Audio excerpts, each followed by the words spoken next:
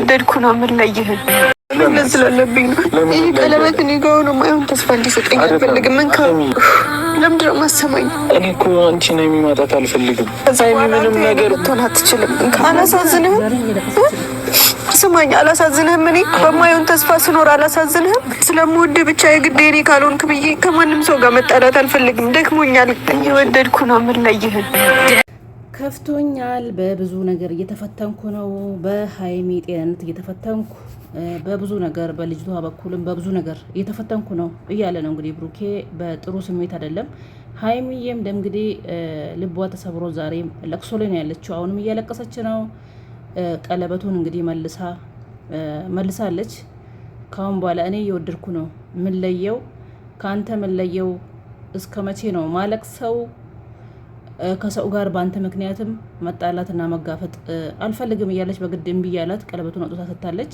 እንግዲህ ብሩኬ ደግሞ አንቺ ማጣት አልፈልግም ነው እያለ ያለው ትላንትም ዛሬም ሰሞኑን። ያሳዝናል።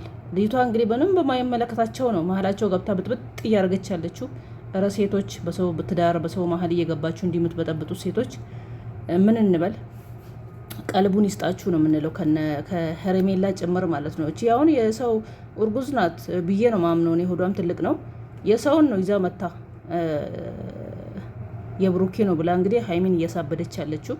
እረ ይብቃሽ። ፕራንክም ከሆነ ፕራንክ ነው ብለሽ ተናገሪ ሴትየው።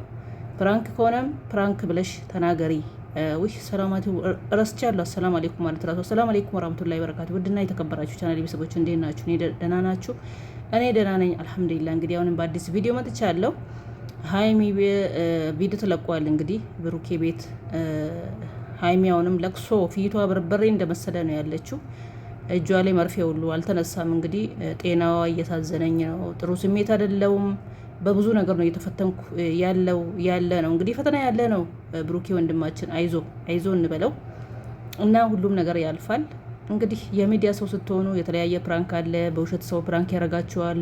በውሸት መጥቶ መሀላችሁ እየገባ ለራሱ ፌመስ ለመሆን ብዙ ነገር ላይ ነው የሚዳርጋችሁ። እናንተም እንግዲህ ሶስተኛ ሰው መሀላችሁ አታስገቡ።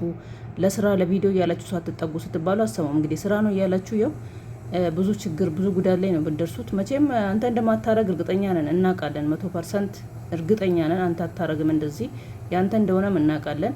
ልጅቷ ያው ወይ ከሰው ጋር ተመካክራ ነው በማላችሁ ገብታ እንዲያረገች ያለችው። ሀይሚ ግን እየተጎዳች ነው። ፕራንክም ከሆነ በቃ ፕራንክ ነው ብትሉ ጥሩ ነበር። በመሀል እሷ እየተጎዳች ነው። እየረዘመ ነው በዛ ማለት ነው። ሰው ቀን በቀን ማልቀስ ረከባድ ነው። ከፊቷ ላይ እየተስተውቀ እኮ ነው።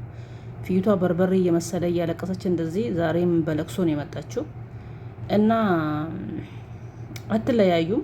ቀለበቱንም መልሰሽ አድርጊው። ብሩኬ ያንቺው ነው፣ የማንም ሊሆን አይችልም። መቼም ደግሞ እንደዚህ ነገር አያረግም። እንደማያረግም ደግሞ እኛ እናውቃለን ኦዲየንሶች። ሀይሚዬ አይዞሽ ተረጋጊ እንበላት። ብሩኬ ወንድማችን አንተም ተረጋጋ። ያንተ ስራ እንዳልሆነ እናውቃለን። ሀይሚ ማረጋጋት ብቻ ነው ያለብህ። ትዕግስት ኑሮክ ሰብረ ኑሮክ እሷን መረጋጋት ነው ነገሩ እስኪበርድ ድረስ። እንግዲህ ምንም ማለት አይቻልም። እንግዲህ በማላችሁ ወይ እናትህ ገብታ እንደባለፈው ሚፍታ አለ እንግዲህ በማላችሁ ወንድሙ ካሁን በላይ መለከተኝም መክሬያቸዋለሁ እምቢ አሉኝ ብሎ እየተናደደ ነው። ባለፈው ቪዲዮ ለቆ ነበር እንደሰማችሁት። እንግዲህ አሁንም ሰላሙን ብታወርድ ወይ እናትየው በማላቸው ገብታ ደስ ይለናል እንጂ ሀይሚ እየተጎዳች ነው በዚህ ሁኔታ። ብሩኬም ደግሞ መጥፎ ነገር ላይ ነው ያለሁት እያለ ነው። ከፍቶታል። እየተጎዳ ነው። በብዙ ነገር እየተፈተንኩ ነው እያለ ነው። እውነት ነው። ቀን በቀን እያለቀሰች ነው እሷ። እንዲህ የሆነች አንድ ሐኪም ቤት እየገባች እውነታውን ለመናገር። ብሩኬ ደግሞ ችግሩ ተናግሮ አያወጣም፣ ይታወቅበታል። ማይናገር ሰው ይጎዳል። ተናግሮ ብዙ ችግሩን መፍታት አይችልም። መናገር ብዙ አይችልም፣ ይታወቅበታል ማለት ነው። እና ብሩኬ ወንድማችን አይዞክ፣ አይክፋ፣ አይሰማ፣ ትዕግስት ይኑር። እንግዲህ ወንድ ልጅ ነህ፣ ቻል አድርገው ለሀይሜ እስኪበርደላት ድረስ ማለት ነው። እውነታው እስኪወጣ ድረስ እውነታውም ይወጣል። ቻል አድርገው እንበለው እንግዲህ ብሩኬን ምን እንላለን ሌላ